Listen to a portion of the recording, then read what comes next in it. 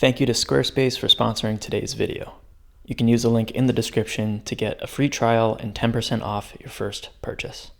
Over the years, I've worked with a variety of different lenses, some of which I've shown on this YouTube channel.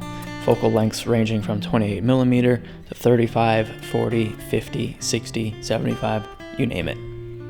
As much as you might hear some people say, you should find your focal length and you should just stick to that lens and master it as best as you can, I respectfully disagree. I had to go through all of these lenses and experience using them to finally find the one that I felt like matched the style and approach to photography that I liked. And to me, that's currently the 55mm focal length, but I still love to use other focal lengths because it puts me out of my comfort zone and gets me out of what I typically am used to when it comes to observing and composing images. I become a more versatile photographer because of it, but maybe most importantly, it's just simply a lot of fun. It's fun to shake things up and try something new. Switching up the lens and the focal length that I'm using, it keeps photography fresh and interesting to me. So to really shake things up, I'm going to be using a lens that I hardly have any experience with. So I was able to get my hands on this Fujifilm 90mm f2 lens from my friend Roman. The full frame equivalent of this would be a 137mm. Yeah, it's a lot. Usually the standard number you'll see is 135. So for the sake of SEO and algorithms, I'm going to be naming this video as such, so don't at me. You might be thinking, Faisal, this lens is massive and the focal length is probably way too situational for it to be practical. And yeah, maybe you're correct about that, but there's a whole reason why people gravitate to the 135mm focal length. It's mostly portrait photographers, I'll admit, but it's because of the separation you can create between subject and background. This lens is capable of creating a look that I otherwise wouldn't be able to create with the current lenses that I own. Not saying that I necessarily need to create images that look like this. I've been doing perfectly fine without it. But it is going to be a fun challenge, and as I said before, it's going to be fun to try something new and different. So, without further ado, let's go out and shoot with this lens.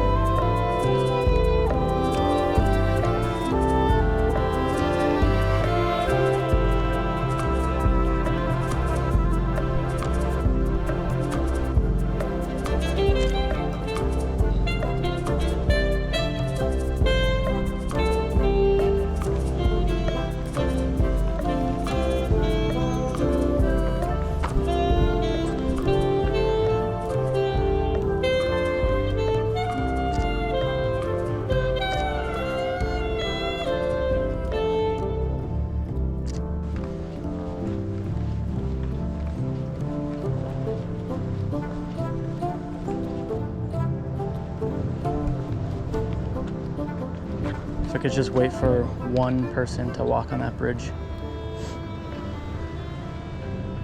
That'll win an award. I might just camp out around here, wait for someone to walk on that bridge. See, the problem with this lens is I'm not getting that arch in the picture. I'm way too cropped in here. So yeah, it's not even a good picture.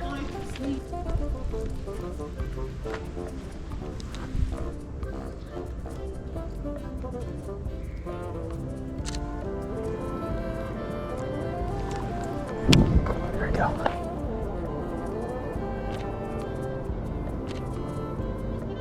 Just looking at me.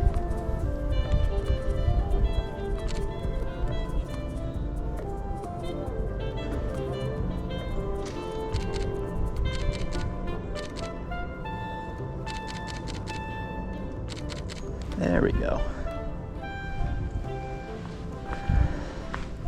See, I'm in a very residential area right now. I kind of feel out of place. Like I shouldn't be photographing this area. But I don't know, to me it's the most beautiful part that I've been to so far. Incoming pigeon! For this frame, I'm gonna need to step back a lot. Like I need to walk all the way back over here.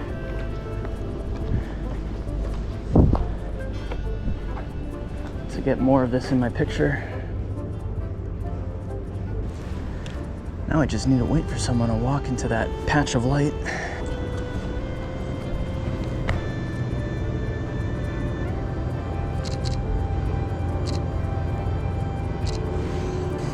Didn't have to wait that long.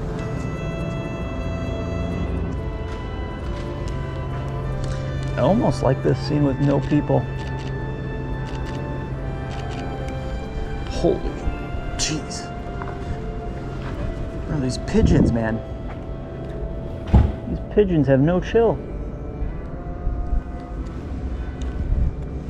I'm liking the green and the orange. Except again, I'm too far. Or too close.